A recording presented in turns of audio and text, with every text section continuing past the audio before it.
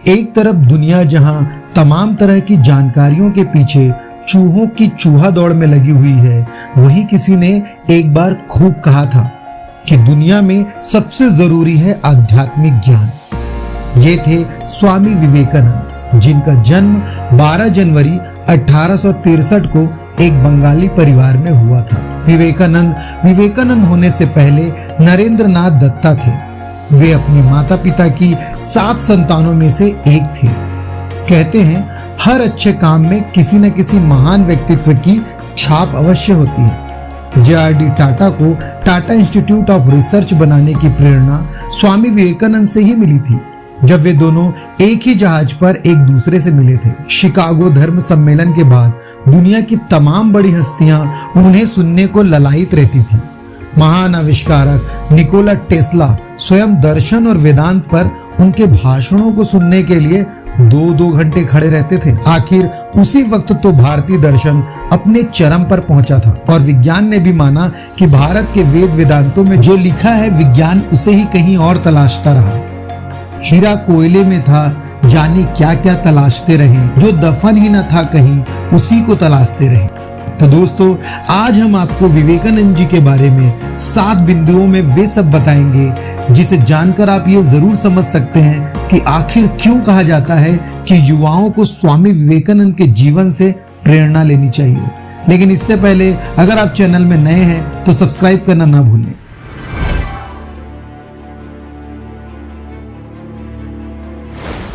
विवेकानंद का शुरुआती जीवन। नरेंद्र बचपन से ही ध्यान किया करते थे। वे शुरुआत से ही योगियों के स्वभाव के थे। स्वामी विवेकानंद की मां ने उनका नाम वीरेश्वर रखा था और वह उन्हें अक्सर बिली कहकर पुकारती थी। बाद में उनका नाम नरेंद्र नाथ दत्ता रखा गया। उन्हें विवेकानंद नाम खेतरी के महाराज अजीत सिंह ने दिया था। उनके पिता विश्वनाथ दत्ता हाई कोर्ट में वकील थे, इसलिए परिवार उस वक्त साधन संपन्न था। लेकिन पिता की असमय मृत्यु ने परिवार के लिए आर्थिक संकट उत्पन्न कर दिया और उस समय भी वे मजबूती से डटे रहे। इसलिए वे अक्सर दोपहर का खाना नहीं खाते थे ताकि उनके परिवार को ज्यादा खाना मिल सके। बचपन से ही उन्हें तरह तरह की किताबें पढ़ने का शौक था। वेदांत और दर्शन में उनकी खासी दिलचस्पी थी।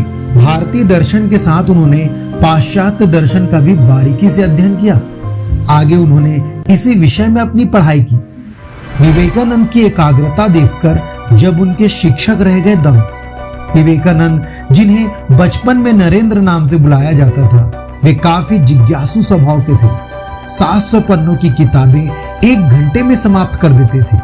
लाइब्रेरी से जो वो किताब उठाते, अगले दिन पूरा पढ़ के उसे वापस कर देते थे। लेकिन लाइब्रेरियन को लगता था कि ये किताबें बस ऐसे ही ले जाता है मनोरंजन के लिए और बिना पढ़े वापस कर जाता है। विवेकानंद का व्यक्तित्व बचपन से ही प्रभावशाली था। एक बार तो उनके साथी उनके बातों को इस कदर सुनते रह गए कि स्वयं बालक नरेंद्र और उनकी बात सुनने वाले साथियों को टीचर के क्लास में आने का पता ही न चला। टीचर आकर पढ़ाने लग गए और जब उन्होंने देखा कि नरेंद्र और कुछ लड़के कक्षा के दौरान आपस में बातें कर रहे हैं, तो टीचर ने उस कक्षा में पढ़ाए गए विषय से जुड़े सवाल पूछ लिए। नरेंद्र को अपने साथियों से गपशप करते देख टीचर सोचने लगे कि ये पक्का गलत जवाब देगा, लेकिन उस कक्षा में नरेंद्र ने सही जवाब दिया था। जवाब सुनकर शिक्षक दंग रह गए कि आखिर दोस्तों से बात करते हुए भी भला कोई क्लास में ध्यान दे रहा था तो कैसे। दोस्तों, बचपन से ही मेडिटेशन करते रहने के कारण नरेंद्र की बुद्धि उनके हम उम्र साथियों से काफी तेज हो गई थी। यह घटना भी उनकी हाई कंसंट्रेशन यानी एकाग्रता की शक्ति का बड़ा ही पुख्ता सबूत है। विवेकानंद का उठ गया था भगवान पर से विश्वास। दोस्तों, जिस भगवान को जानने समझने के लिए विवेकानंद हमेशा बेचैन रहते थे, कभी उन्हीं पर से उनका विश्वास उठ गया था। दरअसल बीए करने के बाद भी जब उन्हें कोई नौकरी न मिली तो वो बेहद निराश हो गए और उनका भगवान पर से विश्वास उठ गया। इसके बाद तो इसी प्रश्न ने उन्हें परेशान किया हुआ था कि ईश्वर कहाँ है और क्या है।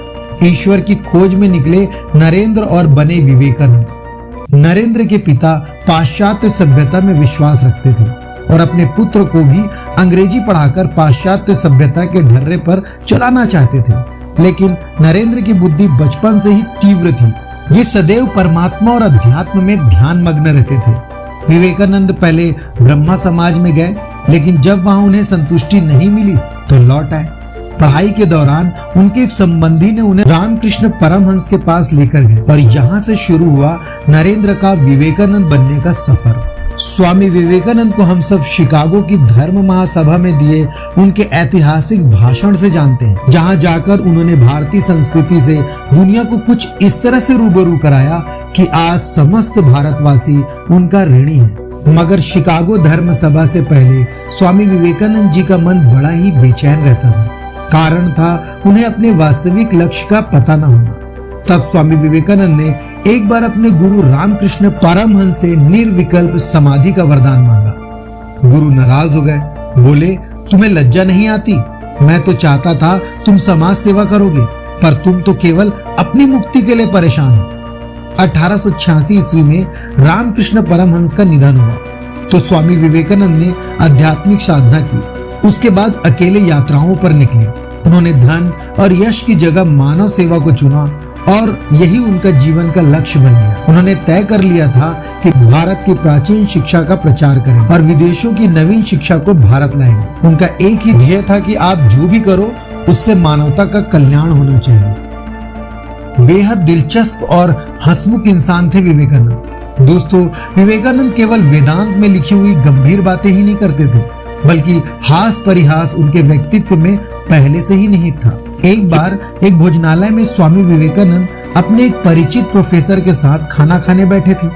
प्रोफेसर ने टिप्पणी करते हुए कहा, सुअर और पक्षी एक ही मेज पर एक साथ भोजन नहीं कर सकते। स्वामी विवेकानंद ने उन्हें उत्तर देते हुए कहा, श्रीमान, जब भी आप कहेंगे मैं उड़ जाऊंगा। स्वामी विवेकानंद ने बात को बेहद अलग ढंग से कहने का वो हुनर था जो बहुत कम लोगों में होता है, यानी हास्य में हर संघर्ष और विपरीत परिस्थिति को बदलने की क्षमता है। इसलिए कहा भी जाता है कि हंसना बेहद जरूरी है। अगर आप हंसमुख व्यक्ति हैं तो आप हर स्थिति में खुद को ढाल सकते हैं और अपने विरोधियों का मन मोह सकते हैं। शिकागो में विवेकानंद 1893 में अमेरिका कोलंबस द्वारा अमेरिका की खोज के 400वें वर्ष को मना रहा था, जिसके कारण धर्म संसद का आयोजन किया जाना था।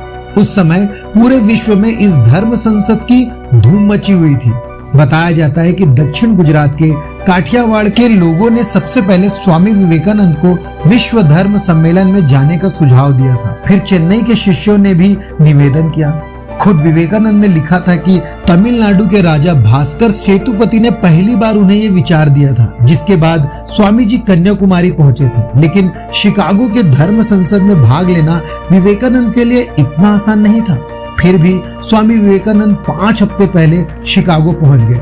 उनके पास जितने भी पैसे थे वह धीरे धीरे खत्म हो रहे थे। पैसा न होना और कड़ाके की ठंड की वजह से उनका शरीर थककर चूर हो गया था, जिसके बाद उन्हें खुद को कड़ाके की सर्दी से बचाने के लिए यार्ड में खड़ी मालगाड़ी में रात गुजारनी पड़ी थी।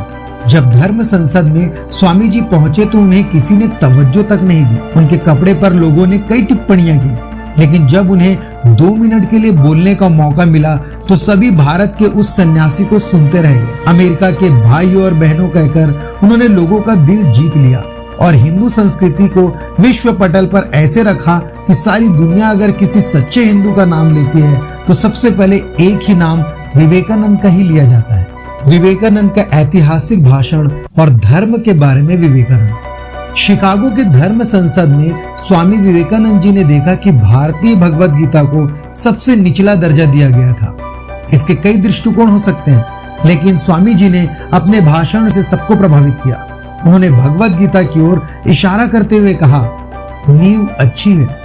उन्होंने हीन भावना महसूस करने के बजाय सनातन धर्म पर गौरवान्वित कहते हुए अपने जवाब से सबको चकित कर दिया।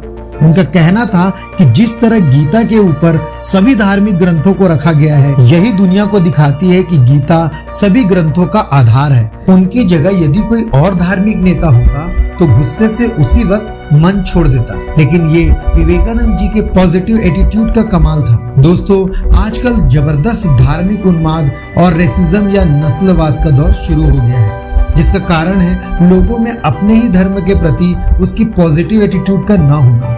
इसलिए विवेकानंद के कर्म योग में लिखी ये बात आज के दौर में बेहद प्रासंगिक है कि प्रत्येक धर्म केवल ईश्वर तक पहुंचने के अलग अलग रास्ते हैं, और हमें सभी धर्मों का सम्मान करना चाहिए। 31 प्रकार की बीमारियों के बाद भी विवेकानंद रहते थे सामान्य।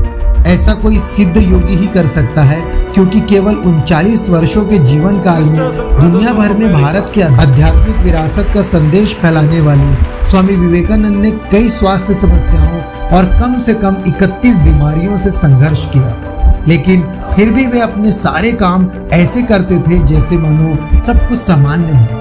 और तो और ये बात जानकर आपको हैरानी होगी कि स्वामी विवेकानंद को युवावस्था में दमा और शुगर जैसी बीमारियां हो गई थी, जबकि स्वामी जी अपनी युवावस्था में बेहद आकर्षक दिखाई देते थे। स्वामी विवेकानंद जी ने यह भी भविष्यवाणी की थी कि यह बीमारी उन्हें 40 वर्ष तक भी जीने नहीं देगी। जब स्वामी विवेकानंद महज 39 साल के थे तो 4 जुलाई 1902 को उनका निधन हो गया था। किसी को अगर पूछे कि स्वामी विवेकानंद आखिर चर्चित क्यों रहे और धर्म तथा आध्यात्मिकता के मामले में आज भी इतने प्रासंगिक क्यों हैं, तो यही 7 घटनाएं उस प्रश्न का उत्तर देने के लिए काफी है। दोस्तों, अगर ये जानकारी आपको अच्छी लगी होगी तो चैनल को लाइक, शेयर एंड सब्सक्राइब करना ना भूलें। तो मिलते हैं नेक्स्ट वीडियो में। ओम शांति।